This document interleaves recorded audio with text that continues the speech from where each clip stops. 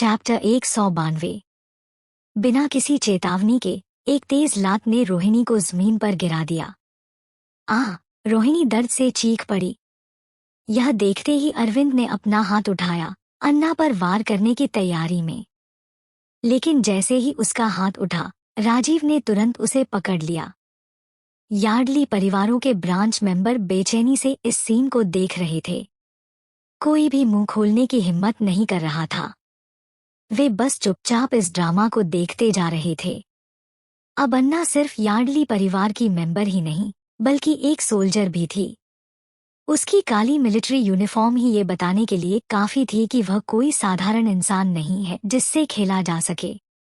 रोहिणी जमीन पर पड़ी कराह रही थी। वसुंधरा, शांता और शेरी के अलावा कोई भी उसकी मदद के लिए आगे नहीं आया।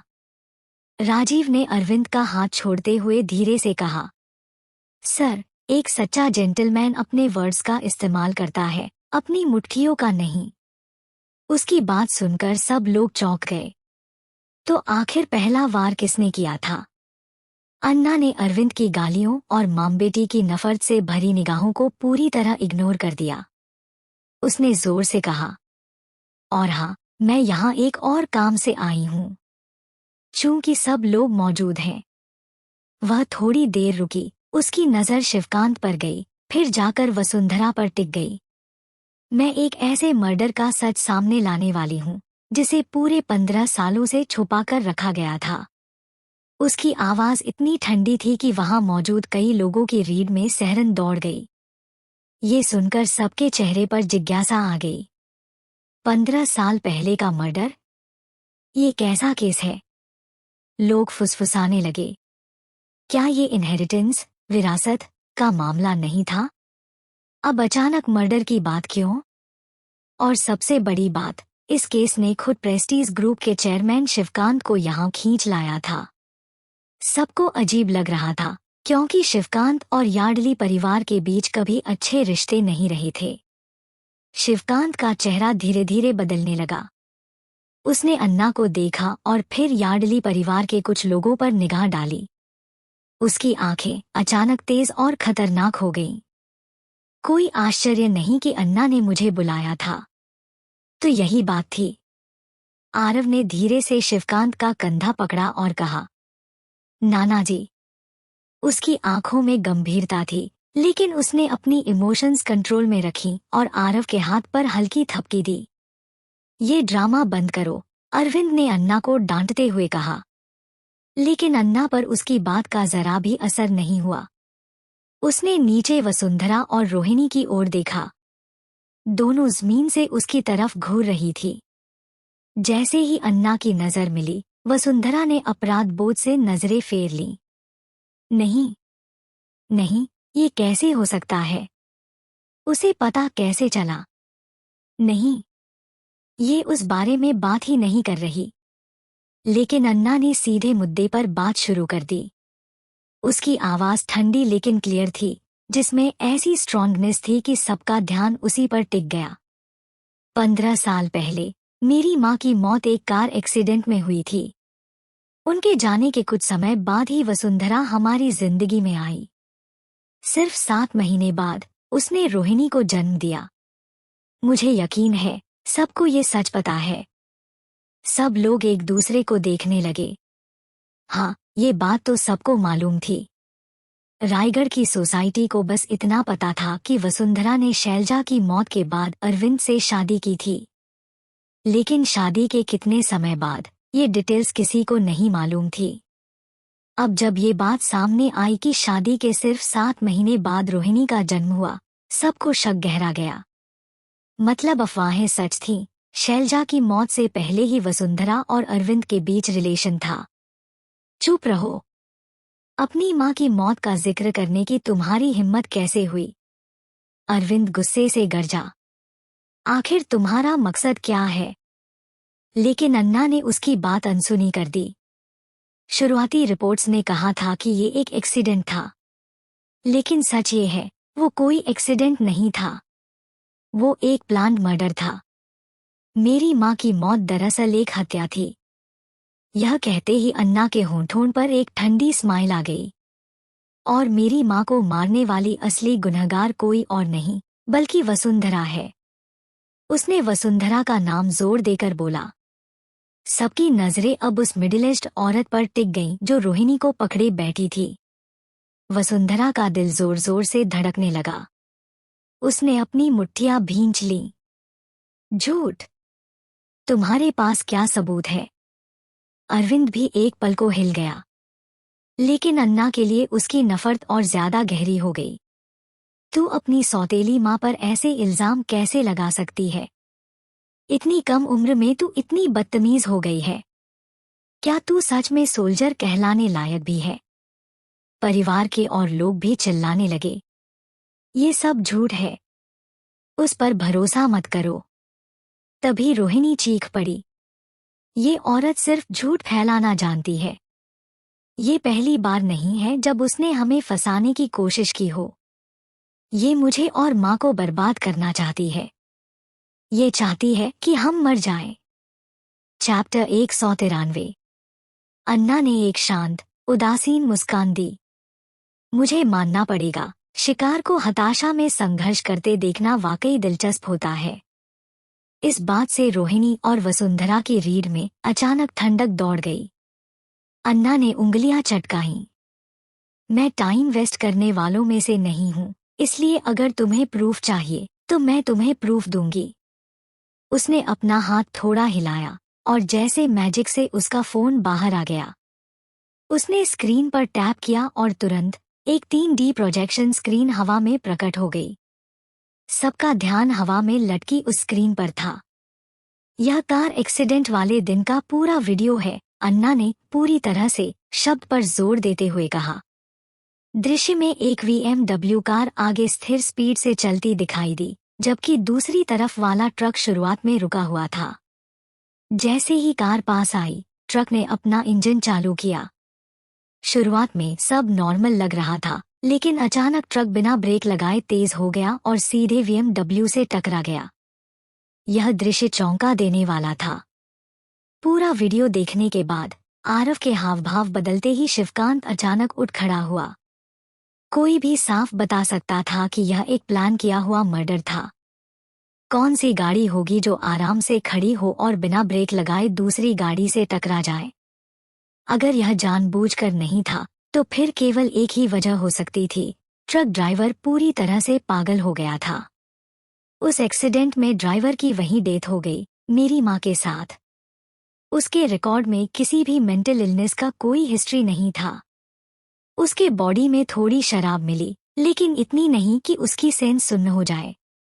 दूसरे शब्दों में, वो उस वक्त पूरी तरह होश में था। अन्ना ने ठंडे स्वर में कहा। तो क्या हुआ? इससे तो यही साबित होता है कि किसी ने शैलजा को मारा है, लेकिन इसका मुझसे क्या लेना देना? वसुंधरा ने अपना बचाव किया। बिल्कुल। और यह वीडियो फेक भी हो सकता है। इस बकवास से लोगों को बेवकूफ मत बनाओ, रोहिणी ने बीच में कहा। अन्ना ने आरव की तरफ देखा, जिसे तुरंत इशारा समझ आ गया। बाहर जाने से पहले उसने वसुंधरा को एक खतरनाक नजर से देखा। थोड़ी देर बाद वो एक औरत के साथ वापस आया। वसुंधरा को देखते ही उस औरत के हाव भाव पूरी तरह बदल गए। वो औरत पागल सी होकर वसुंधरा पर झपटी। तुम ही थी, कमीनी। तुम ही थी जिसने मेरे हस्बैंड को बहकाया था। तुमने उसे अपना गंदा काम करने को कहा था और वादा किया था कि काम पूरा होने के बाद उसे बहुत सारा पैसा मिलेगा। लेकिन मेरे हस्बैंड की डेथ हो गई और उसे एक पैसा भी नहीं मिला। आरव ने कोई रुकावट नहीं डाली, बस होंठों पर एक ठंडी स्माइल लिए उस औरत को वसुंधरा पर अटैक करने दिया। दूर हटो मुझसे, मैं तुम्हें नहीं जानती। वसुंधरा चीखी जब उस औरत ने उसके बाल खींच लिए। अरविंद तुरंत आगे आया और एक तेज झटके से उस औरत को धकेलकर वसुंधरा को बचा लिया। उस डरावने दिखने वाले आदमी को देखकर उस औरत ने फिर हमला करने की हिम्मत नहीं की, लेकिन उसकी आंखों में अब भी नफरत थी, जैसे वो वसुंधरा को मार डालना चाहती हो। यह पूरा ड्रामा देखकर सब हक्का बक्का रह गए। अन्ना ने अपनी कलाई पर चांदी का ब्रेसलेट छुआ और बोली, यह औरत उस ड्राइवर की वाइफ है जिसने एक्सीडेंट किया था। औरत ने अन्ना की तरफ देखा और फिर तमाशा न करते हुए बोलने लगी। उसकी नजरें अब भी वसुंधरा पर थीं। अगर यह राख भी हो जाए तो भी मैं इसे पहचान लूंगी, उसने गुस्से से थूकते हुए कहा। 15 साल पहले मेरे हस्बैंड का अफेयर था। एक बार मैंने उसका पीछा किया और देखा कि वो एक घटिया औरत के चक्कर में था।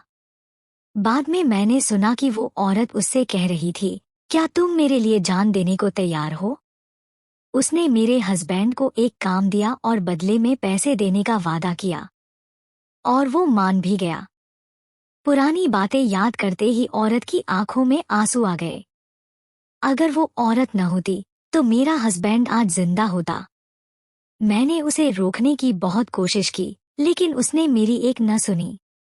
अगली बार जब मैंने उसे देखा, वो एक बेजान बॉडी था। उस वक्त मैं उस औरत से भिड़ना चाहती थी, लेकिन मुझे नहीं पता था वो कहाँ है। मैं बस अपने बच्चे को लेकर दूसरे देश चली गई।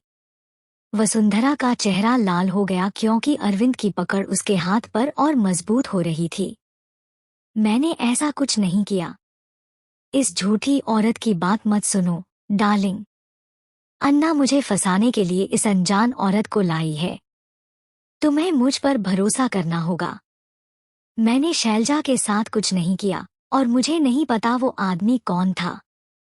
अरविंद की निगाहें खतरनाक रूप से गहरी थी। उसका चेहरा इतना कड़ा था कि मानो एक चिंगारी उसे तुरंत भड़का दे। चैप्टर 194। रोहिणी ने गुस्से से कहा, उनकी बकवास मत सुनो पापा। अन्ना जानबूझकर इस औरत को माँ की बदनामी करने के लिए लाई थी। अरविंद चुप रहा। भले ही वो वसुंधरा का साथ दे रहा था, लेकिन उसके मन में शक जरूर था। आखिरकार उसे अपनी पत्नी के कामकाज के बारे में सब कुछ अच्छे से पता था। सीसीटीवी फुटेज ये साबित कर सकता है कि मेरी माँ की हत्या की गई थी और ड्राइवर ने जानबूझकर गाड़ी टकराई थी, अन्ना ने कहा। इस औरत की गवाही से ये भी पता चलता है कि वसुंधरा और उस ड्राइवर की मिलीभगत थी। बहुत मुमकिन है कि उसने पैसे देकर ही ये सब कराया हो। उसकी बातों में इतना दम था कि हर शब्द लोगों के दिल को हिला रहा था। तुम बकवास कर रही हो, वसुंधरा चिल्लाई। मैंने ऐसा कुछ नहीं किया है और न ही मैं मानूंगी। अन्ना ने ठंडे चेहरे से अपने फोन पर एक बटन दबाया। तुरंत ही रिकॉर्डिंग चलने लगी। आप कौन हैं? आपको मेरी पहचान जानने की जरूरत नहीं है। क्या आप जानना चाहती हैं कि अरविंद अभी कहाँ है? आपका क्या मतलब है? अगर आप जानना चाहती हैं तो आज रात 10 बजे तक XXX पहुंच जाओ। Hello? Hello? Beep beep beep. Recording खत्म हुई। जैसे ही सबने सुना, सबको साफ हो गया कि असल में क्या हो रहा था। क्या हमें वॉइस टेस्ट करवाने की जरूरत है? अन्ना ने पूछा। ये रिकॉर्डिंग लुकास ने बड़ी मुश्किल से वापस लाई थी। शुरुआत में ये सब डिलीट हो चुका था, मगर उसने किसी तरीके से इसे वापस निकाल लिया। वसुंधरा कुछ कह ही नहीं पाई। उसे पता था कि ये आवाज उसी की थी। उसकी आंखों से आंसू बह निकले। उसने अरविंद को देखा। अरविंद, प्लीज, तुम मेरी बात पर यकीन करो। लेकिन अरविंद बस उसे घूरता रहा। उसके होंठ कसे हुए थे और चेहरा सख्त। रोहिणी को ये परवाह नहीं थी कि वसुंधरा ने शैलजा को मारा या नहीं। उसने कहा, पापा, अगर वो औरत जिंदा रहती तो आप माँ के साथ कैसे होते? आप माँ को दोष मत दो। चुप रहो, अरविंद ने उसे थप्पड़ मार दिया। रोहिणी जमीन पर गिर गई। तभी शिवकांत अपनी स्टिक लेकर आगे बढ़ा और वसुंधरा पर बरस पड़ा। आह! नहीं, वसुंधरा चिल्लाई। शिवकांत ने एक के बाद एक वार किए। तुम ही थी जिसने शैलजा को मारा। मुझे मेरी बेटी लौटा दो। कुछ ही देर में वो आंसुओं में टूट गया और बार बार वही वाक्य दोहराता रहा। सबके दिल भर आए। कोई भी अपने बच्चे की मौत, और वो भी किसी की साजिश से, नहीं देख सकता। आरव तुरंत आगे बढ़ा और शिवकांत को संभाला। नाना जी, प्लीज इतना परेशान मत होइए। आपके पास अभी भी मैं और अन्ना हैं।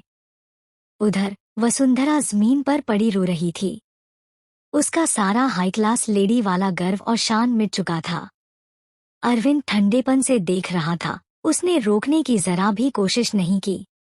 शैलजा तो जा चुकी थी। अब चाहे वो हत्या थी या हादसा, फर्क नहीं पड़ता था। लेकिन वसुंधरा, वो तो उसकी बीवी थी। अरविंद, मैंने जो कुछ भी किया वो रोहिणी और हमारे लिए था। प्लीज उनकी बात मत मानो। मैंने मजबूरी में किया, वसुंधरा चिल्लाई। अन्ना ने ठंडी नजरों से देखा और अपने हाथ में चमकती हुई सिल्वर पिस्टल निकाल ली। उसने उसे उंगली पर घुमाया और सीधा वसुंधरा के माथे पर तान दिया। आंख के बदले आंख, उसने कहा। कमरे में सबके दिल कांप उठे। उसके शब्द नहीं, बल्कि उसकी तेजी और बेझिझक फैसला सबको चौंका गया। बिना रुके अन्ना ने गन को की। नहीं, मेरी माँ को मत मारो। प्लीज अन्ना, ऐसा मत करो।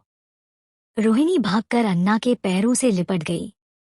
उसके चेहरे पर आंसू बह रहे थे। वो बेकाबू होकर रो रही थी। ये देख सबका दिल पसीज गया। वसुंधरा सदमे से पत्थर सी हो गई। अन्ना, प्लीज मेरी माँ को मत मारो। तुमने अपनी माँ खो दी, पर इसका मतलब ये नहीं कि तुम मेरी माँ को भी मुझसे छीन लो, रोहिणी गिड़गिड़ाई। लेकिन कमरे में किसी और ने अन्ना को नहीं रोका, क्योंकि उसने पहले ही कह दिया था, आंख के बदले आंख। सैनिकों की तरह सख्त लोग कभी भी जान लेने से नहीं हिचकिचाते। अन्ना ने भौहें चढ़ाई, रोहिणी को हटाया और उसे जमीन पर धकेल दिया। चैप्टर 195। वह डरकर चिल्लाई। शांत रहो, अगली बारी तुम्हारी है, अन्ना ने ठंडी आवाज में कहा। रोहिणी के चेहरे पर बदलाव आ गया। उसके पास मदद के लिए सिर्फ अरविंद की तरफ मुड़ने का ही ऑप्शन था। पापा, पापा, माँ को बचाओ। अन्ना माँ को मारने की कोशिश कर रही है। अरविंद का चेहरा तुरंत बदल गया। उसने गुस्से में कहा, अन्ना, रुक जाओ। चाहे कुछ भी हो, उसी ने तुम्हें पाला है। तुम उसे मार नहीं सकती। जी। लेकिन अन्ना ने उसकी एक भी बात पर ध्यान नहीं दिया।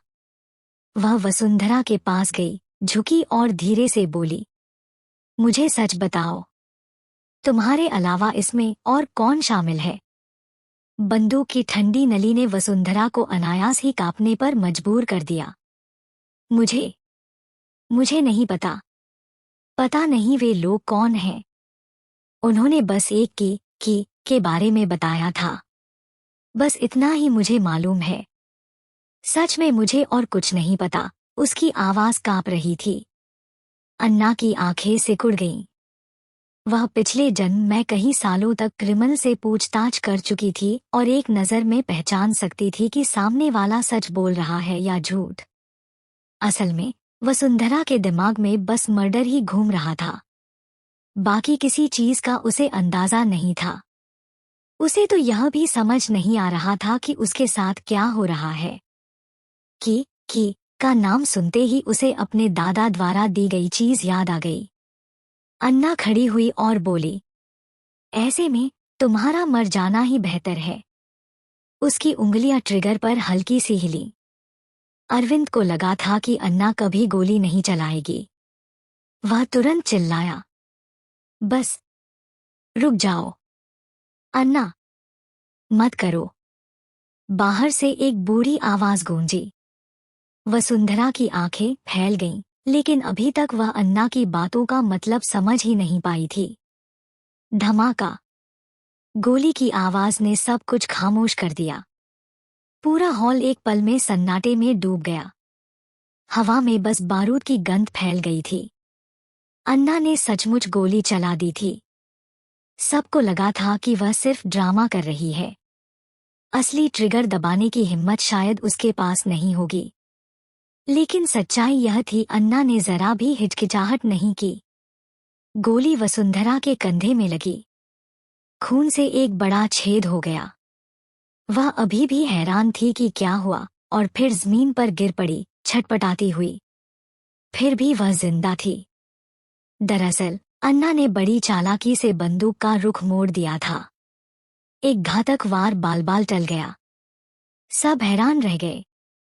उन्हें लगा था कि इस मौके पर अन्ना दया दिखाएगी।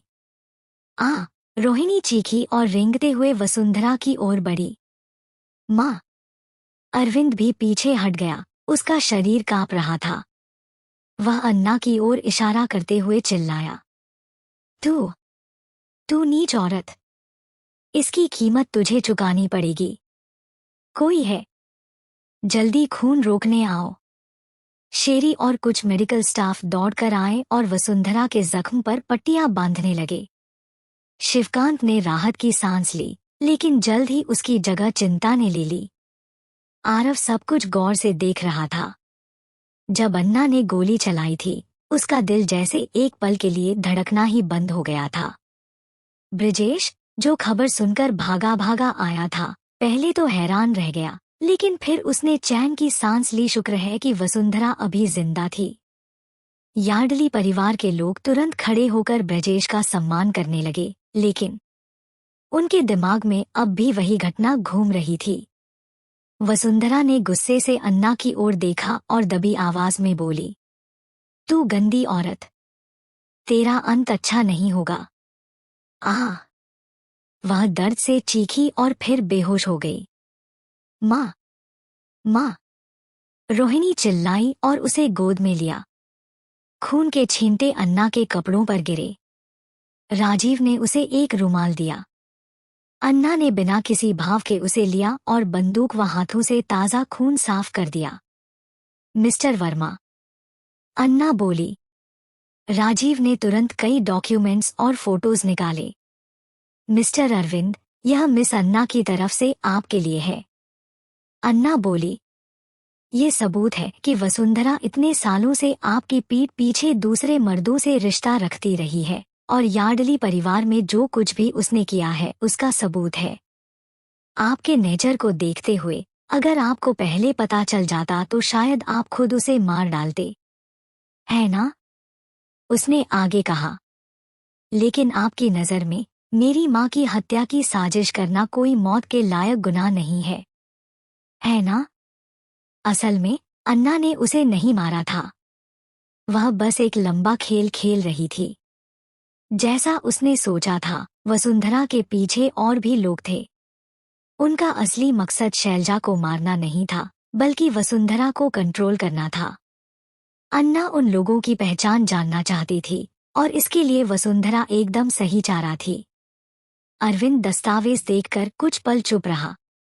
अन्ना सही थी। वह शायद वसुंधरा द्वारा शैलजा की हत्या बर्दाश्त कर सकता था, लेकिन यह नहीं कि वह उसकी पीठ पीछे दूसरे मर्दों के साथ हो। यह एक आदमी की इज्जत का सवाल था। चैप्टर 196। उसका चेहरा अचानक भद्दा और गुस्से से भरा हुआ हो गया। उसने उन तस्वीरों को ऐसे घूरा जैसे उनमें छिपे लोगों को चीर कर देख लेना चाहता हो। उसमें गुस्से के साथ साथ गहरा अपमान भी झलक रहा था। यार्डली परिवार के लोग थोड़ी देर से यह सब देख रहे थे, बिल्कुल वैसे जैसे कोई ड्रामा देखता है। इस वजह से पूरे परिवार में हलचल मच गई। हालांकि उन्हें अभी अभी पता चला था कि अरविंद के साथ धोखा हुआ है, लेकिन इतनी बड़ी हद तक की उम्मीद किसी को नहीं थी। पापा! उसकी बकवास मत सुनो। माँ आपसे प्यार करती है। अगर उसने माँ को मार डाला तो मैं क्या करूंगी? पापा, मैं माँ के बिना नहीं रह सकती। रोहिणी ऐसे रो रही थी मानो उसकी सांसें टूट रही हों। आपको उसे मारना ही होगा। आपको माँ का बदला लेना ही होगा। जब रोहिणी ने वसुंधरा को बेहोश होते देखा तो उसने तुरंत मान लिया कि वसुंधरा मर चुकी है। पास में खून रोक रहे एक व्यक्ति ने जल्दी से आश्वस्त किया, मिस रोहिणी, चिंता मत करो। मिसेज यार्डली की जान को कोई खतरा नहीं है। तभी तक वसुंधरा को उठाकर इलाज और गोली निकालने के लिए ले जाया जा चुका था। लंबे कदमों से अन्ना रोहिणी के सामने आकर खड़ी हो गई। डरकर रोहिणी पीछे हट गई और अरविंद की टांगों से चिपक गई। वह चिल्लाई, पापा! मुझे बचाओ! वह मुझे मार डालेगी! वह मुझे मार डालेगी!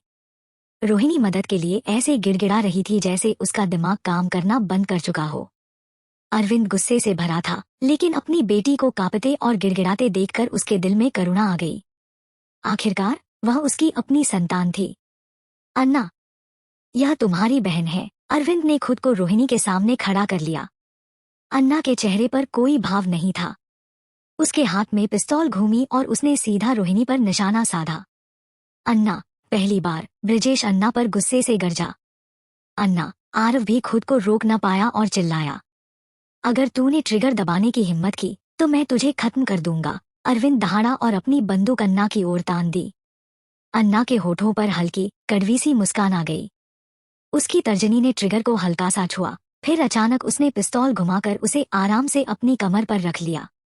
अपने फौजी जूतों में एक कदम बढ़ाते हुए वह मुड़ी और आत्मविश्वास से भीड़ में चल पड़ी। राजीव तुरंत उसके पीछे पीछे चल पड़ा, मानो उसका बॉडीगार्ड हो। हालांकि अंदर से राजीव थोड़ा घबराया था। इतने सालों में उसने पहली बार इतना बड़ा घटना देखी थी।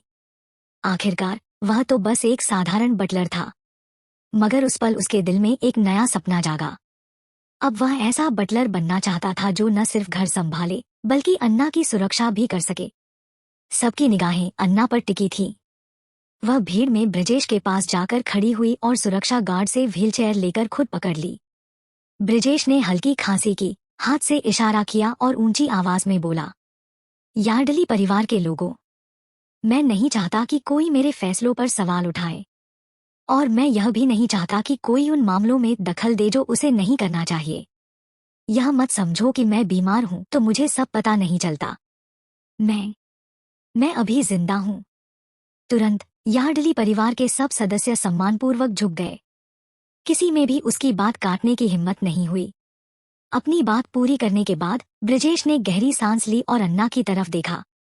अन्ना की भौहें हल्की सिकुड़ गईं।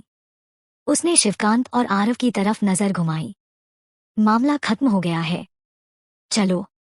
यह कहकर उसने ब्रिजेश की व्हीलचेयर धकेली और भव्य हॉल से बाहर निकल गई। शिवकांत भी खड़ा हो गया और गुस्से से अरविंद की ओर देखा। आरव का हाथ पकड़कर वह भी वहां से चला गया। अरविंद हाथ में पिस्तौल थामे देर तक खड़ा रहा, जैसे उसके पैर वहीं जड़ हो गए हों। उसके चेहरे के भाव बदलते रहे और तभी ढीले हुए जब अन्ना और उसके साथी हॉल से निकल चुके थे। उसका चेहरा इतना गंभीर था कि लगता था वह एक पल में 10 साल बूढ़ा हो गया हो। रोहिणी डर से लगभग बेहोश होकर अरविंद के पास गिर गई। उसका चेहरा बिल्कुल सफेद पड़ गया था। यार्डली परिवार के लोगों के लिए उस दिन जो चीज उनके दिलों पर सबसे गहरी छाप छोड़ गई वह थी अन्ना। अन्ना की शख्सियत पूरी तरह दृढ़ और कोल्ड ऑरा से भरी थी। वह एक असली मिलिट्री ऑफिसर जैसी लग रही थी, बल्कि उससे भी ज्यादा मानो किसी डेमन किंग की तरह डर पैदा कर रही हो। लेकिन अचानक उन्हें राहत भी महसूस हुई। शुक्र है अन्ना उन्हीं में से एक थी, यार्डली परिवार की सदस्य। शुक्र है वह उनकी दुश्मन नहीं थी। जहां तक विरासत की बात थी, जो भी उसे चाहता था उसे खुद उसके लिए लड़ना पड़ता था। अन्ना ने बॉडीगार्ड से एक कप गर्म पानी लिया और ब्रिजेश को दिया। दादाजी, आप यहाँ क्यों आए? उसने पूछा।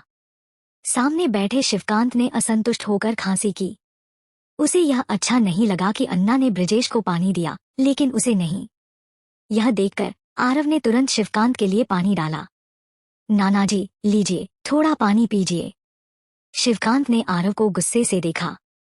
उसकी नजर साफ कह रही थी, क्या मैंने तुझसे पानी मांगा था?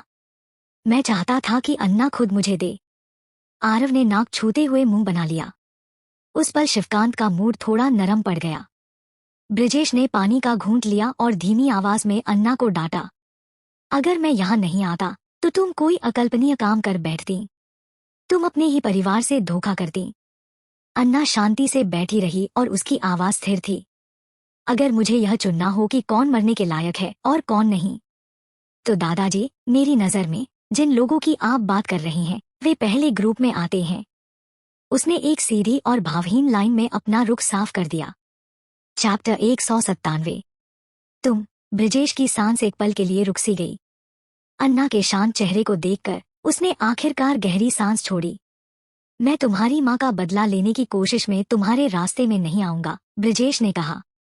लेकिन यह याद रखना, तुम्हारे पिता रोहिणी और आरव का खून तुम्हारे जैसा ही है। उन्होंने कोई ऐसा काम नहीं किया जिसे माफ न किया जा सके। अगर तुम कोई गलत कदम उठाओगी तो तुम्हें अंदाजा है कि तुम्हारी कितनी बदनामी होगी। ब्रिजेश उसे सच्ची नियत से समझा रहे थे। अन्ना चुप रही, बस एक कप उठाकर सादा पानी का घूंट लिया। अपनी सिंसियोरिटी का इस्तेमाल सिर्फ इसीलिए मत करो कि दूसरों पर हुक्म चलाओ या फायदा उठाओ क्योंकि तुम बीमार हो। यार्डली परिवार में कोई शरीफ इंसान नहीं है। अन्ना जो भी करती है वो हमेशा सही होता है। शिवकांत ने अपनी डिजाइनर छड़ी जोर से जमीन पर मारी, यह दिखाने के लिए कि वह अन्ना का पूरा साथ दे रहा है। शिवकांत के गुस्से को देखकर ब्रिजेश चुप रह गए। उन्हें पता था कि उनके परिवार पर महेश्वरी परिवार का इतना बड़ा कर्ज है जिसे जिंदगी भर में पूरा चुकाना नामुमकिन है। ठीक है, छोड़ो, अब इस बारे में बात नहीं करते। ब्रिजेश भी अब इस मामले को खत्म करना चाहता था। आरव भी बीच में आया और बोला, ठीक है दादाजी, अब अन्ना को परेशान मत कीजिए, जो होना था वो हो गया। शिवकांत ने भी मन ही मन मान लिया। हालांकि शैलजा की मौत का जिम्मेदार अपराधी उसे सजा मिले, इसकी आग उसके भीतर जलती रही। फिर भी उसने बिना शर्त अन्ना के नजरिए का समर्थन किया। उस दिन उसे यह एहसास हुआ कि अब वही एक इंसान है जिस पर वह आंख मूंदकर भरोसा कर सकता है। अचानक उसे कुछ याद आया और उसने थोड़ी नाराजगी के साथ पूछा, अच्छा ठीक है, तुम कब आर्मी में भर्ती हुए थे? यह यूनिफॉर्म क्यों पहनी है? शिवकांत की बात सुनकर ब्रिजेश चिढ़ गए और तुरंत बोले, अन्ना के सैनिक बनने में क्या बुराई है? ब्रिजेश जब तक हॉस्पिटल में थे उन्हें कोई जानकारी नहीं मिली थी, इसलिए जब उन्होंने अन्ना को आर्मी की यूनिफॉर्म में देखा तो समझ गए कि वह आर्मी ज्वाइन कर चुकी है। और सिर्फ यही नहीं, वह स्पेशल फोर्सेस में थी। अन्ना को प्रेस्टीज कंपनी विरासत में मिलना तय है। आर्मी ज्वाइन करना टाइम और जवानी की बर्बादी है। शिवकांत, जो हमेशा से तानाशाही रवैये रखते थे, ब्रिजेश से वैसे ही नाखुश थे। अब दोनों में बहस छिड़ गई। बकवास। अन्ना का आर्मी में नाम होना तय है। वह बॉर्न वॉरियर है। तुम्हारा बिजनेस वह नहीं संभाल सकती। और तुम्हारे पास आरव है ना? फिर अन्ना को क्यों जबरदस्ती पकड़ रखा है? तो फिर तुमने आरव को आर्मी में जाने क्यों नहीं दिया? अन्ना पर ही क्यों जोर दे रहे हो? दोनों बुजुर्ग आपस में भिड़ गए, मानो आसपास किसी की परवाह ही न हो। लेकिन सबसे ज्यादा दुखी आरव था। उसने अन्ना की तरफ देखा, उसकी आंखों से आंसू चुपचाप बह रहे थे। मैंने क्या गलत किया? मुझे इतना दुख क्यों हो रहा है? अन्ना की भौहें सिकुड़ी और उसने प्याला मेज पर जोर से रख दिया। उस आवाज से सबका ध्यान उसकी तरफ चला गया। अन्ना, क्या हुआ? अन्ना? अन्ना ने गहरी सांस लेते हुए कहा, दादाजी, नानाजी, अब मैं एक सोल्जर हूँ, एक मिलिट्री ऑफिसर। अब शायद लंबे समय तक आपसे दूर रहूंगी। इसलिए मैं आपसे बस यही कहती हूँ कि आप अपना ख्याल रखिए। अगर अन्ना चाहे तो अपने दुश्मनों को सिर्फ शब्दों से ही चुप करा सकती थी, लेकिन वह शो ऑफ करने वाली बातें नहीं बोलती थी। उसके शब्द बहुत छोटे थे, लेकिन जरूरी बात साफ तौर पर कह दी गई। दोनों बुजुर्गों ने पहले एक दूसरे को देखा। ब्रिजेश खुश होकर हंस पड़े। हाँ, शाबाश अन्ना। लेकिन शिवकांत के चेहरे पर नाखुशी थी और उन्होंने गुस्से से ब्रिजेश को घूरा। आरव, जब मैं और ब्रिजेश आसपास न हो तो नानाजी का ध्यान रखना, अन्ना ने दृढ़ स्वर में कहा। हालांकि यह एक रिक्वेस्ट जैसी थी, लेकिन सुनने में आदेश जैसी लगी। आरव ने सिर झुकाकर कहा, हाँ अन्ना। इसके बाद सबने हल्की फुल्की बातें की, लेकिन ज्यादातर चर्चा दोनों बुजुर्गों के बीच अन्ना को लेकर ही होती रही। अजीब बात यह थी कि बहस के बाद दोनों ऐसे बर्ताव करने लगे जैसे कुछ हुआ ही न हो, बल्कि उनका उत्साह और बढ़ता गया। आखिरकार जब सिक्योरिटी गार्ड ब्रिजेश को वापस मिलिट्री हॉस्पिटल ले जाने आया तो दोनों का झगड़ा बंद हुआ। इसके बाद शिवकांत ने जाने से पहले अन्ना को लंबी लंबी सलाह दी। उसने कई बार उसे सिक्योरिटी और सेफ्टी को लेकर चेतावनी दी। अपनी बेटी को खोने के बाद वह अब किसी और अपने को खोने का दर्द बर्दाश्त नहीं कर सकता था। दोनों बुजुर्गों के चले जाने के बाद वहां सिर्फ अन्ना और आरव बचे। राजीव भी था, जो मिशन की सफाई में लगा था। आरव ने कुछ देर तक अन्ना को देखा। उसे मानना पड़ा कि उसने अब तक बहुत से ऑफिसर देखे थे, लेकिन अन्ना जैसी स्मार्टली यूनिफॉर्म पहनने वाली शायद ही कोई थी। हालांकि उसके पास कोई रैंक नहीं था, फिर भी वह बेहद आकर्षक लग रही थी। अन्ना, आरव ने पुकारा, उसकी आवाज थोड़ी हिचकिचाती थी। अन्ना ने अपनी ब्लैक मिलिट्री यूनिफॉर्म के ऊपर के 2 बटन खोले, जिससे अंदर की व्हाइट शर्ट दिखने लगी। फिर उसने अपनी सिल्वर पिस्टल उठाई और उसे वेस्ट ब्रासलेट में फिट करके कलाई पर बांध लिया। चैप्टर 198। अगर तुम कभी घर वापस न लौटने का फैसला करो तो यह मिशन तुम्हारा घर होगा। अगर तुम्हें किसी चीज की जरूरत हो तो मिस्टर वर्मा से पूछ लेना, अन्ना ने आरव की ओर देखते हुए कहा। आरव हल्का सा हंसा और सिर हिलाया। ठीक है। असल में वह उस घर में वापस जाना ही नहीं चाहता था, न ही उन लोगों से मिलना चाहता था, खासकर आज जो कुछ हुआ उसके बाद। भविष्य में तुम जो भी करना चाहो कर लेना। अगर तुम्हें मदद की जरूरत हो। अन्ना थोड़ी देर रुकी, कुछ सोचने के बाद बोली, तुम हमेशा अपने जीजाजी की ओर रुख कर सकते हो। जीजाजी? आरव की आवाज अचानक ऊंची हो गई, चेहरा चौकन्ना हो गया। मेरा जीजाजी कब से है? मुझे इसके बारे में क्यों नहीं पता? आर्यन अभी के लिए तुम्हारा जीजाजी है, अन्ना ने भौहें सिकोड़ते हुए कहा। यही सही शब्द है ना? आर्यन? आरव का चेहरा एकदम उतर गया। अन्ना ने सिर हिलाया। हाँ। वह मेरा जीजाजी कब बना? आरव ने गहरी आवाज में साफ नाराजगी के साथ पूछा। अन्ना ने सोचा और गंभीरता से जवाब दिया, ज्यादा समय नहीं हुआ। आरव चुप हो गया, उसके होंठ कसे हुए थे। अन्ना ने आरव के मूड को देखा और चौंक गई। वह सोचने लगी कि आखिर उसे क्या हो गया। उसने अपनी जेब से वह लॉलीपॉप निकाला जो अमृता ने पिछली बार उसे दिया था और आरव को थमा दिया। लो। अमृता को अन्ना के साथ अपने लॉलीपॉप बांटने की आदत थी और अन्ना भी उस आदत की आदी हो चुकी थी। इसलिए अमृता अक्सर अपनी जेब में कैंडी रखती थी। आरव ने एक पल झिझक कर फिर चुपचाप लॉलीपॉप ले लिया। उसे लॉलीपॉप लेते देख अन्ना उठ खड़ी हुई। मुझे अपना सामान पैक करना है। जाने का समय हो गया है। अभी जा रही हो? आरव ने पूछा। उसकी आवाज में हल्की सी अनिच्छा थी। अन्ना के होठों पर हल्की मुस्कान आई, लेकिन उसकी आंखें दृढ़ संकल्प से भरी थी। मेरे साथी मेरा इंतजार कर रहे हैं। अनिकेत ने लापरवाही से चाय का कप उठाया। उसकी नज़र सामने लगे सर्विलांस मॉनिटर पर थी। ड्रैगन फैंग की स्थापना के बाद से सैनिकों की हर गतिविधि की देखरेख के लिए एक सपोर्ट टीम ऑफिस बनाया गया था। यह टीम सैनिकों की जानकारी इकट्ठा करके उसका एनालिसिस करती थी, उनके हेल्थ और ट्रेनिंग प्रोग्रेस पर नजर रखती थी, जरूरी का इंतजाम करती थी और इक्विपमेंट परफॉर्मेंस बनाए रखने के लिए एडजस्टमेंट्स करती थी। रायगढ़ के मिलिट्री डिपार्टमेंट में यह टीम ही वह ग्रुप था जिसे ड्रैगन फैंग और उनकी खास परिस्थितियों की सबसे अच्छी समझ थी। कैसा चल रहा है? अनिकेत ने कैजुअल पूछा। मॉनिटर पर नजर रख रहा ऑफिसर तुरंत खड़ा हुआ और सलामी दी। जनरल मिश्रा। अनिकेत ने ठुड्डी ऊपर उठाई, उसकी नजर अब भी स्क्रीन पर थी। अफसर ने गला साफ किया और बोला, पहले ही दिन नए सैनिक के कुछ पुराने सोल्जर से झगड़ा हो गया। दोनों तरफ कुछ चोटें लगी, लेकिन सभी ने अपनी हदें नहीं लांघी, सिवाय अमृता के। अनिकेत का दिल अचानक भारी हो गया। उसका क्या हुआ? अफसर हिचकिचाया और सावधानी से बोला, उसने जमीन से पत्थर उठाकर एक पुराने सैनिक की नसें काट दी। शुक्र है डॉक्टर वक्त पर पहुंच गए, वरना वह हमेशा के लिए अपाहिज हो सकता था। छी! अनिकेत ने पानी की चुस्की लेते ही बाहर थूक दिया, उसके चेहरे का भाव बदल गया। तुमने अभी क्या कहा? उसकी आवाज अविश्वास और गुस्से से कांप रही थी। मैंने अभी बेस पर कदम रखा है और ये सब सुनना पड़ रहा है। ये तो पागलपन है। सर्वेलेंस फुटेज दिखाओ, अभी। जी सर, अफसर ने तुरंत कहा।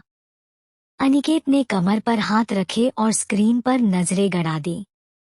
जैसा उम्मीद थी, जैसे ही चारों नए लोग बेस पर पहुंचे, बातचीत तनाव भड़ककर पुराने सैनिक के साथ सीधे टकराव में बदल गया। हालांकि शुरुआत पुराने सैनिकों ने की थी, लेकिन उन्होंने यह नहीं सोचा था कि 4 नौजवान इस कदर पलटवार करेंगे। वहीं झगड़ा शुरू हो गया, जिसने सभी को हैरान कर दिया। पुराने सैनिक, जिनके पास सालों का युद्ध एक्सपीरियंस था, सामान्य सैनिकों से कहीं अधिक ताकतवर थे। अगर कौशल की बात करें तो हर पुराने सैनिक सोनू को छोड़कर बाकी मेंबर से कहीं आगे था।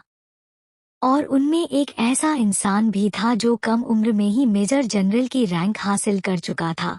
यह सचमुच दुर्लभ और असाधारण उपलब्धि थी। किसी ने सोचा भी नहीं था कि एक मामूली हाथापाई लगभग जानलेवा हो जाएगी, और उसकी वजह बनी अमृता। आर्मी के अंदर झगड़े मना नहीं थे, बशर्ते वे मिशन में बाधा न डाले या एक्टिव ड्यूटी के दौरान न हो। इसी वजह से सैनिक अक्सर आपस में भिड़ते थे, लेकिन हद पार नहीं करते थे। फिर भी अमृता ने लगभग वह हद पार कर ही दी थी।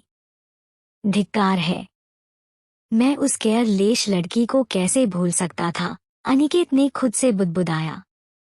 अब क्या हाल है? अफसर ने जवाब दिया। घायल सैनिक, जो ईओडी स्पेशलिस्ट हैं, उनका इलाज चल रहा है और जल्दी ही ठीक हो जाएंगे। पिछले दिनों साफ दिख रहा था कि पुराने क्रू मेंबर और नए रिक्रूट्स 2 गुटों में बंट चुके थे। यह दुश्मनी रोज रोज के झगड़ों और असहमतियों में बदल रही थी। नंदिकेश ने जब पुराने सैनिकों का साथ पकड़ लिया तो वे उसे अपना लीडर मानने लगे। इससे सोनू और बाकी नए लोगों को नुकसान हुआ और उन्हें रोज रोज पुराने लोगों से सबक झेलना पड़ रहा था। अनिकेत ने गहरी आह भरी। उसे अंदाजा था कि मतभेद होंगे, लेकिन यह नहीं सोचा था कि मामला इतना बढ़ जाएगा। चैप्टर 199। ड्रैगन हैंग की यूनिट के अनुभवी सैनिक अनगिनत बार लाइफ एंड डेथ सिचुएशन से गुजरे थे और हमेशा खुद को साबित किया था। अपने अपने फील्ड में बेस्ट वही लोग ड्रैगन फैंग में जगह पा सके थे। इसलिए जब कुछ नए भर्ती जवान उनकी यूनिट में आए तो शक होना स्वाभाविक था। भोले भाले नए चेहरों को देखकर अनुभवियों के मन में तिरस्कार आना लाजमी था।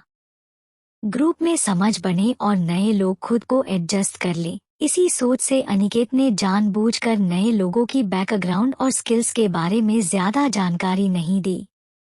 अमृता अब कैसी है? अनिकेत ने गहरी आवाज में पूछा। आपके लास्ट आदेश के मुताबिक जब उसने एग्रेसिव बिहेवियर दिखाया, हमने उसे तुरंत कैद कर लिया। वो इस समय बेसमेंट में है, अफसर ने बताया। अनिकेत ने सर्विलेंस फुटेज, निगरानी वीडियो पर नजर डाली, जिसमें अब सोनू फिर से एक झगड़े में पड़ा था, घूंसे चला रहा था। उसने माथा दबाते हुए गहरी सांस ली। फिलहाल इसे रहने दो। बेस की सिचुएशन पर कड़ी नजर रखो और अगर हालात बिगड़े तो मुझे तुरंत रिपोर्ट करो। जी सर, अफसर ने कहा। हालांकि अनिकेत टीम ड्रैगन फैंग का हेड था, लेकिन उसने कमांड और डिसीजन मेकिंग का काम पहले ही अन्ना को सौंप दिया था। वह जानता था कि टीम को सही चलाने के लिए सिर्फ एक लीडर होना चाहिए। उसकी नज़र कैलेंडर और टाइम पर पड़ी, भौहें सिकुड़ गईं। तय शेड्यूल के मुताबिक अन्ना अब लौटने वाली थी। एक शक ने उसे घेर लिया। क्या मैं खुद अपने लिए प्रॉब्लम खड़ी कर रहा हूँ?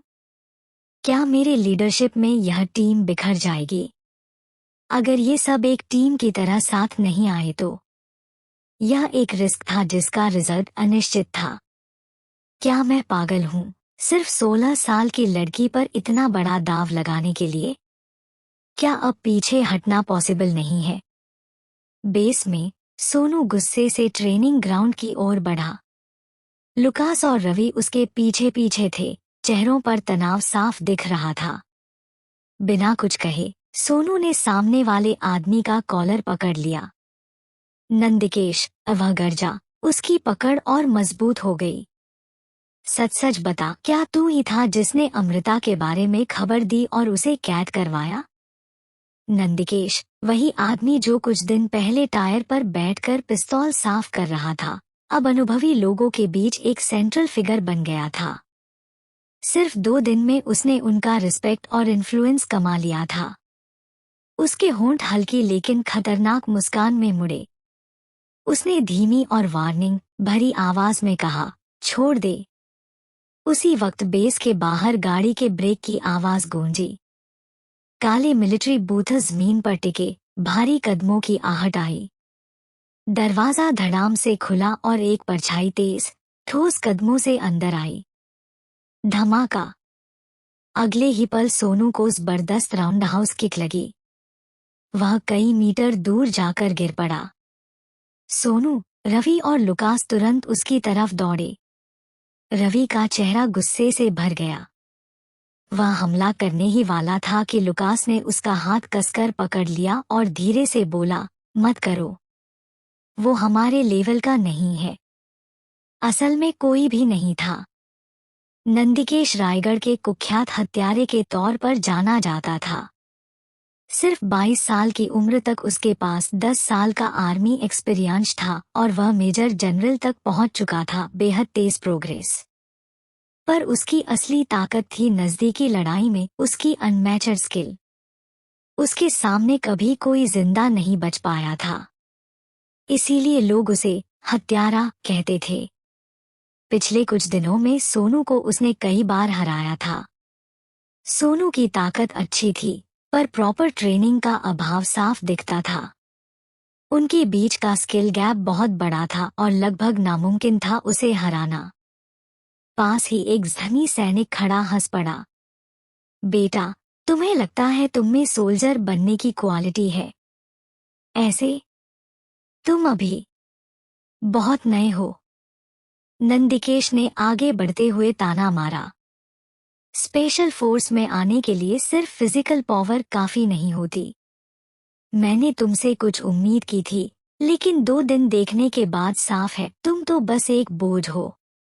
तू, रवि का गुस्सा फट पड़ा। लुकास ने रोकने की कोशिश की, लेकिन उसने हाथ छुड़ा लिया। मुझे गाली दे सकता है, लेकिन मेरे फ्रेंड का इंसल्ट नहीं बर्दाश्त करूंगा। वह पूरी स्पीड से नंदिकेश पर झपटा। नंदिकेश ने आसानी से उसके अटैक से बच निकला। फिर एक झटके में उसकी कमर और कोहनी पकड़कर घुमा दिया। उसकी हथेली एक लोहे की मुट्ठी बनी और रवि की चेस्टर पर जोरदार वार किया। रवि करा उठा, उसका शरीर पंचेज की मार से लड़खड़ाता रहा। रवि, सोनू और लुकास चिल्लाए। नंदिकेश ने उसे कंधे से पकड़ लिया और लगातार छाती पर घूंसे मारता रहा। तभी उसकी कलाई में तेज झटका लगा और उसकी पकड़ ढीली पड़ गई। रवि गिर ही रहा था कि तभी 2 मजबूत हाथों ने उसे थाम लिया और सीधा खड़ा कर दिया। चैप्टर 200। जैसे ही रवि ने अपने बगल में खड़ी परछाई को देखा, उसकी आंखें तुरंत नम हो गईं। उसके चोटिल और सूजे हुए चेहरे पर एक हल्की, राहत भरी मुस्कान फैल गई। कौन कहने की हिम्मत करता है कि वे यूजलेस हैं? बर्फ की तरह तीखी और शार्प आवाज ट्रेनिंग ग्राउंड में गूंज उठी। उस आवाज में ऐसा ऑथोरिटी और सीरियसनेस था जिसने हर फुसफुसाहट को चुप कर दिया। बॉस, सोनू और रवि एक साथ चिल्लाए। उनकी आवाजें एक्साइटमेंट और रिलीफ से भरी थी। जैसे ही लुकास ने अपना चश्मा ठीक किया, उसके चेहरे पर एक हल्की स्माइल आ गई। उसकी आंखों में डिटर्मिनेशन की चमक दिखाई दी। पहली बार उनकी नसों में दौड़ते एड्रेनालाइन के इलेक्ट्रिक उछाल ने उनके अंदर कुछ गहरा जगा दिया। एकता, पर्पस और अटूट विश्वास की भावना। उनके बिहेवियर में बदलाव साफ दिख रहा था। उनका पूरा ऑरा बदलकर कुछ पावरफुल हो गया था। यहाँ तक कि बैटल में अनुभवी सोल्जर्स भी शॉक्ड रह गए। उनके चेहरे पर डिसबिलीफ था। वे बस टीनएजर्स का एक ग्रुप थे, उम्र के छोटे, कोई रियल बैटल एक्सपीरियंस नहीं। फिर भी उस पल में एक इनविजिबल ताकत उन्हें घेरे हुए थी, जो केवल अनगिनत अनसीन परीक्षाओं से निकल कर आती है। नंदिकेश ने अपनी कलाई पर नजर डाली, जहां पत्थर से हुआ छोटा लेकिन दर्दनाक चोट अभी फ्रेश थी। उसकी निगाहें अब अन्ना पर टिकी थीं और उनमें रिस्पेक्ट की हल्की झलक या शायद सावधानी नजर आ रही थी। अन्ना की नजर कैमोफ्लाज यूनिफॉर्म में छिपे 4 आदमियों पर घूम गई। उसका चेहरा अनरीडेबल था और आखिरकार उसकी निगाहें नंदिकेश पर टिक गईं। बिना किसी वार्निंग के उसके होठों पर ठंडी स्माइल आ गई। मुझे अपना इंट्रोडक्शन देने की अनुमति दीजिए। मैं अन्ना यार्डली हूँ, टीम ड्रैगन फैंग की कमांडिंग ऑफिसर। सिंपल शब्दों में, मैं ही यहाँ अथॉरिटी हूँ। वह हर सेंटेंस के बाद रुकती। उसकी आवाज में इतना जोर और वजन था कि हर कोई ध्यान से सुनने को मजबूर था।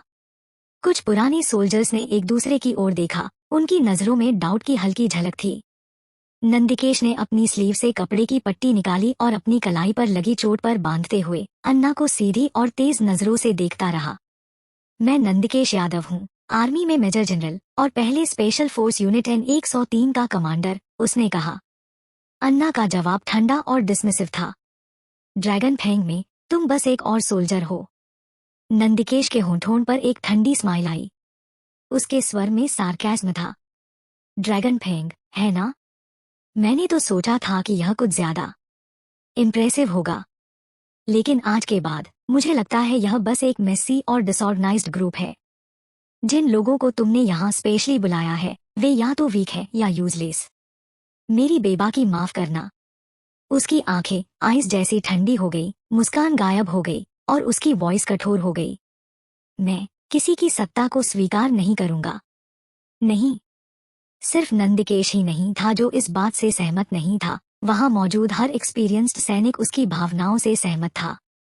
नंदिकेश ने एक स्पेशल सैनिक के रूप में अपनी पहचान बनाई थी।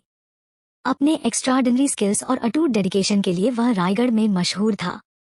उसका मिलिट्री रैंक और क्वालिफिकेशन ज्यादातर लोगों से कहीं ऊपर था, जिससे उसका प्राइड और अहंकार और भी मजबूत हो गया था।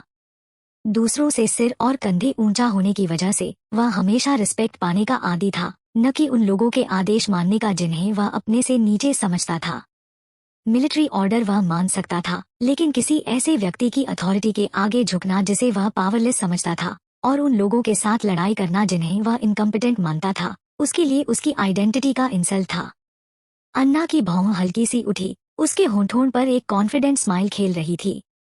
तुम झुकने से इनकार करते हो? तो मैं तुम्हें झुकने पर मजबूर कर दूंगी। तेज और प्रैक्टिस्ड मूवमेंट से उसने अपनी मिलिट्री यूनिफॉर्म का बटन खोला और उसे उतारकर साइड में फेंक दिया। अंदर उसने सफेद शर्ट पहनी थी, जिसका कॉलर थोड़ा खुला हुआ था, जिससे उसकी कॉलर बोन झलक रही थी। उसने अपनी गर्दन घुमाई और सन्नाटे में हड्डियों के क्रैक की आवाज गूंज गई। नंदिकेश की आंखें सिकुड़ गईं, उसके कॉन्फिडेंस में एक झलक ऑफ कॉशन आ गई। उसके सामने खड़ी यह लड़की कोई ऑर्डिनरी अपोनेंट नहीं थी। उसने अपनी मुट्ठियां कस ली, नसें उभर आईं और उसकी मसल्स टाइट हो गईं। आंखों में डिटर्मिनेशन की चमक के साथ उसने शोल्डर्स स्ट्रेट किए और फाइटिंग पोज लिया। क्या ऐसा है? मुझे इसे ट्राई करने में मजा आएगा। देखने वाले लोग खुद ब खुद पीछे हट गए, जिससे बीच में सिर्फ अन्ना और नंदिकेश के लिए ओपन स्पेस बन गया। रवि ध्यान से आगे नहीं बढ़ा। उसने बस अन्ना की उतारी हुई यूनिफॉर्म उठाई और पीछे हट गया। अन्ना ने मुट्ठियां भींच ली थी, उसकी फिंगर स्ट्रॉन्ग और टाइट थी। उसका पूरा बॉडी लैंग्वेज रेडीनेस से भरा हुआ था, हर नस और हर मसल में कंट्रोल्ड पावर थी, जो किसी भी पल फट सकती थी। तुम एक एक करके मुझसे फाइट कर सकते हो, लेकिन जो भी हारेगा उसे बेस के सर्विलांस कैमरे के सामने खड़े होकर 3 बार कहना होगा, मैं हारा हुआ हूँ। उसने आखिरी शब्द जोर से और डराने वाले टोन में बोले। उसकी नजरें अटूट विश्वास के साथ नंदिकेश पर टिकी थी। जैसे ही अन्ना के शब्द गूंजे, नंदिकेश के पीछे खड़े 3 अनुभवी सैनिक गुस्से से भर गए। उनकी आंखें आग की तरह जल रही थी और वे उसे घूरने लगे।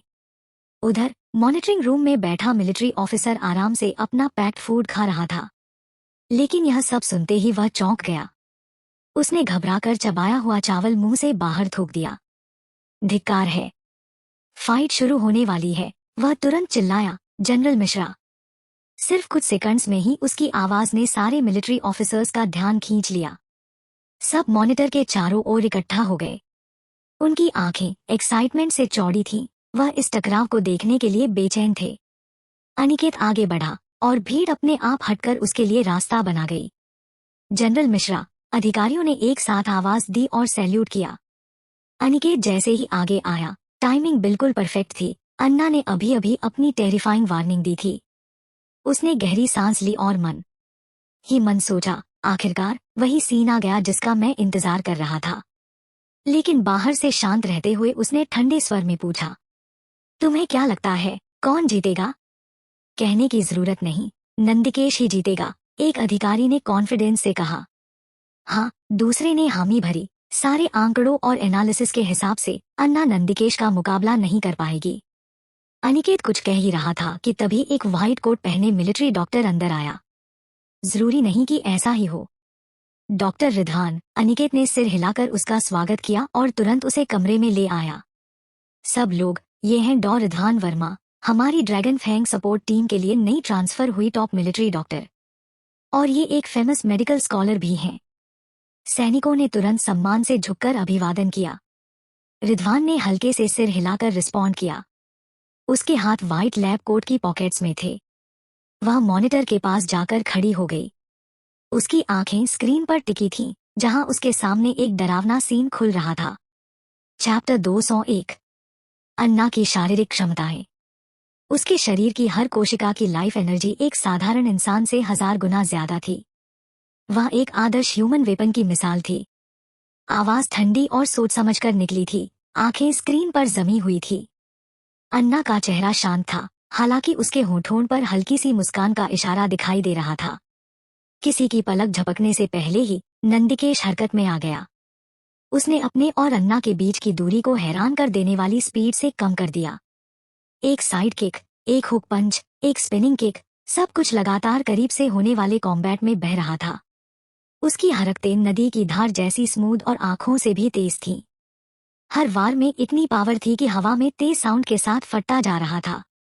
इसमें कोई शक नहीं था, अगर उसका एक भी वार जमीन पर लगता तो सामने वाला तुरंत डिसेबल हो जाता। लेकिन अन्ना के मूव्स और भी ज्यादा फास्ट थे। हर बार वह उससे एकदम मामूली अंतर से बच जाती। उसके कपड़े नंदिकेश के हमलों से ब्रश हो जाते, लेकिन उसे एक भी हिट करने का मौका नहीं देती। नंदिकेश के चेहरे पर पल भर के लिए परेशानी दिखी। सिचुएशन को समझते हुए उसने सारा कंट्रोल छोड़ दिया और अपनी सबसे एडवांस्ड टेक्निक्स का इस्तेमाल किया। प्रैक्टिस रूम में उनकी टक्कर ने सबका ध्यान खींच लिया। स्पीड, एजिलिटी और स्ट्रेंथ के मामले में दोनों बराबर लग रहे थे। हर वार और उसका जवाब, हर मूव परफेक्ट। कोई कमी निकालने की जगह ही नहीं थी। अगर इसे एक शब्द में कहा जाए तो वह था टेक्स्ट बुक फाइट। यह हैंड टू हैंड कॉम्बैट का अपने सबसे प्योर रूप में एक आदर्श प्रदर्शन था। जो शुरू में एक साधारण फाइट लग रही थी, वह अचानक एक क्लासरूम बन गई। दर्शक सिर्फ देखने वाले नहीं रहे, वे सीखने वाले स्टूडेंट्स में बदल गए। उनकी आंखें हर मूव को पकड़ रही थी, दिमाग उसे एनालाइज कर रहा था और उनके शरीर खुद ब खुद लड़ाकों की प्रिसीजन की नकल कर रहे थे। अचानक एक छोटी सी गलती हुई, नंदिकेश का वार खाली चला गया। अन्ना ने मौका पकड़ लिया, उसके फैले हुए हाथ के चारों ओर घूमकर उसकी कमर पर सटीक हिट किया। लेकिन नंदिकेश ने उसकी चाल भांप ली थी। उसने तुरंत मूव को काउंटर करने की कोशिश की। मोमेंटम का फायदा उठाकर वह घूमकर जवाबी हमला करने ही वाला था कि तभी उसने महसूस किया, उसका कंधा किसी लोहे जैसी पकड़ में कैद है। अन्ना की पकड़ अटूट थी। उसकी स्ट्रेंथ इतनी थी कि नंदिकेश के उंगलियों से दबाव झलक रहा था। एक तेज झटके से उसने उसे बैलेंस से बाहर खींचा, अपनी खुली हथेली उसकी छाती पर मारी और बीच में ही मुट्ठी बांध ली। टक्कर की आवाज किसी टूटी हुई डाल की तरह गूंजी और जोर से नंदिकेश पीछे की ओर फेंक दिया गया। वह जमीन पर गिरा और 2 बार लुढ़का, फिर एक घुटने के बल बैठ गया। उसकी आंखें लाल हो गई और वह घूरने लगा। उसके सीने में गर्मी फैल गई और उसने मुंह भर खून जमीन पर थूक दिया। अन्ना ने अपनी मुट्ठी नीचे कर ली। उसका चेहरा शांत था, लेकिन नजरें नंदिकेश पर टिकी थीं। उसकी आंखों में थोड़ा रिस्पेक्ट दिखाई दिया। फिर उसने बाकी 3 सोल्जर की ओर देखा और ठंडी आवाज में बोली, अब तुम्हारी बारी। तीनों ने एक दूसरे को देखा और तुरंत समझ गए कि सीधी लड़ाई का कोई ऑप्शन नहीं बचा। अपनी इज्जत और यूनिफॉर्म बचाने के लिए वे एक साथ टूट पड़े। अब ये लड़ाई एक एक से नहीं, बल्कि 3-1 की झड़प बन चुकी थी। जैसे ही तीनों ने अन्ना पर हमला किया, ट्रेनिंग ग्राउंड में अफरातफरी मच गई। ये दृश्य इतना खतरनाक था कि मॉनिटर स्क्रीन पर देख रहे लोग सांस रोककर बैठ गए। पुराने सैनिक भी खुद को रोक नहीं पाए। उन्होंने अन्ना और नंदिकेश की फाइट का फुटेज निकालकर रियल टाइम में उसका एनालिसिस शुरू कर दिया।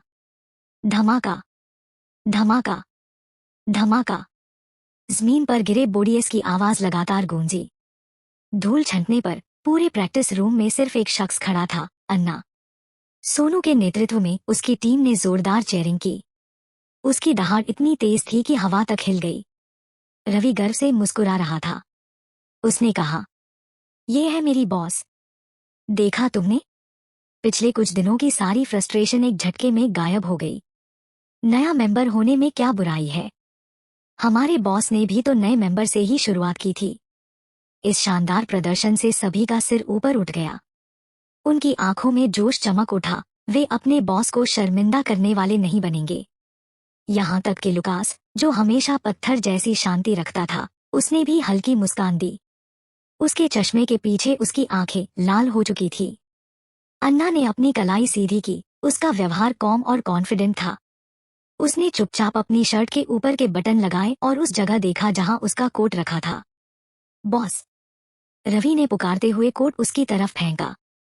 अन्ना ने सहजता से उसे पकड़ लिया और तेजी से पहन लिया। फिर उसने गिरे हुए सोल्जर की तरफ देखा और बोली, तो क्या तुम हार मानते हो? उसकी आवाज पूरे प्रैक्टिस हॉल में गूंज गई। मॉनिटर रूम में बैठा अनिकेत की मुट्ठियां कस गईं।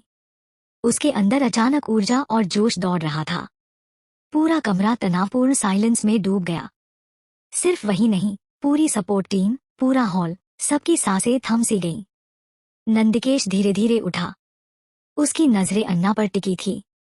फिर अचानक उसका कठोर चेहरा बदल गया और उसमें रिस्पेक्ट की झलक आ गई। उसने हाथ के पिछले हिस्से से अपना मुंह पोंछा। खून से सना उसका चेहरा अब मुस्कुरा रहा था। कैमरा की तरफ बढ़ते हुए वह हंसा और बोला, मैं सच में निकम्मा हूं।